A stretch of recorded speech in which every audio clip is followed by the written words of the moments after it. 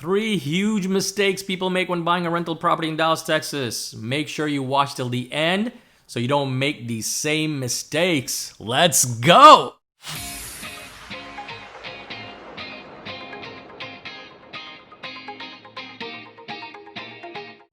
Hey everyone, I'm AK with the AK Realty Group right here in Dallas, Texas, and we are helping clients from all over the world that are buying rental properties in Dallas, Texas, and we absolutely love it.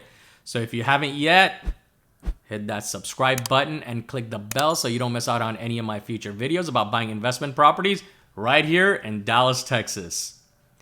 Whether it's Dallas, Texas, or any of the many surrounding cities and suburbs, we are getting tons of phone calls, emails, and text messages each week, and we love it.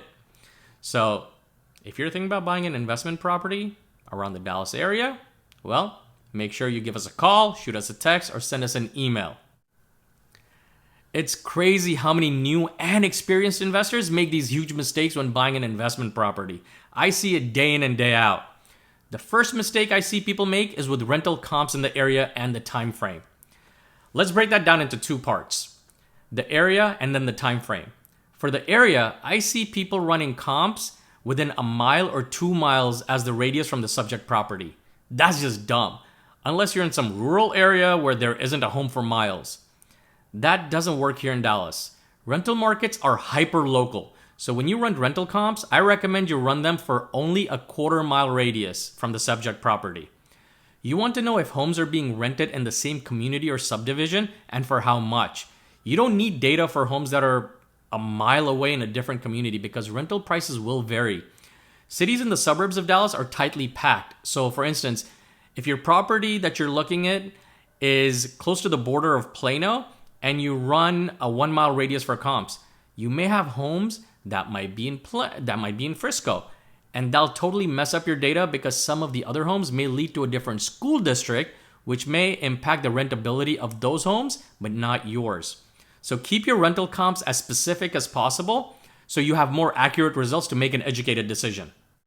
Now, about the time frame. That's where the search needs to be broader, and people make that criteria too narrow. I'll see people run rental comps for the past 3 months. While it's great to look at the past 3 months when buying a house so you can see what the fair market value may be, but for rentals, 3 months is too narrow because people typically sign leases for 12 months. You won't accurately know the demand for the rentals in an area for such a short time. For instance, you like a neighborhood and find out that only 4 homes were rented in the past 3 months.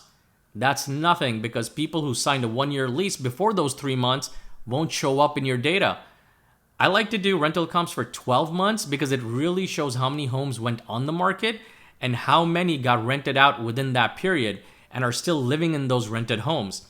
That really helps figure out supply and demand for rental properties in a particular area.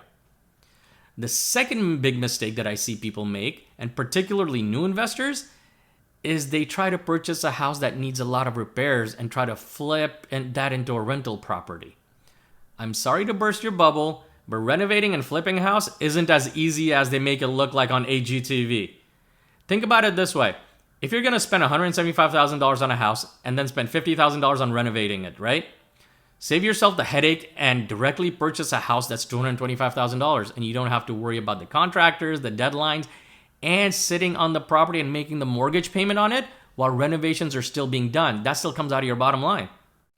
The third big mistake I see newer investors make quite a bit is just focusing on cash flow while putting the minimum amount required for a down payment to get an investment loan.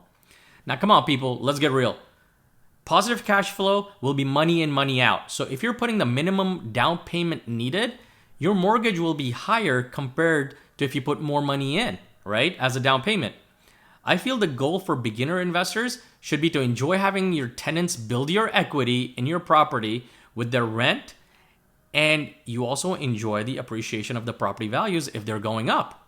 So if you're looking at cash flow, put more money down or pay cash for the property. But if you want to get into the game with the minimum amount required, don't focus so much on cash flow, but focus on building equity and enjoying that property appreciation. Think about it this way too. You may look at older properties that need repair thinking you'll get more cash flow out of it. But guess what? Those repairs you need done will cost you money. And once the tenants are in, those same older properties will need more maintenance and upkeep, which will also come out of your pocket. So how much are you truly netting after more maintenance and repair costs throughout the year of older beat down homes? That'll come out of your bottom line too and decrease your cash flow as well, right? So now, if you're just getting started as a real estate investor and thinking about buying your first rental property, avoid these 3 mistakes so you have a positive and realistic experience with your first property, and you can build on that. Like, you can have more momentum to grow your portfolio of rental properties, because if you have a bad experience the first time, guess what? You're going to want to give up. And buying investment property truly is a great way to build long-term wealth. We get texts, calls, and emails all the time from people that are planning on buying an investment property here in the Dallas area, and we absolutely love it. So make sure you shoot us a text, give us a call, send us an email, however you want to get a hold of us. We're here day and night, no pressure, no sales tactics, just the help and guidance that you need. And if you enjoyed this video, please hit that like button and drop a comment and share it with anyone you think this could benefit. Oh yeah, don't forget to subscribe and hit the bell for my future videos. See you on the next one.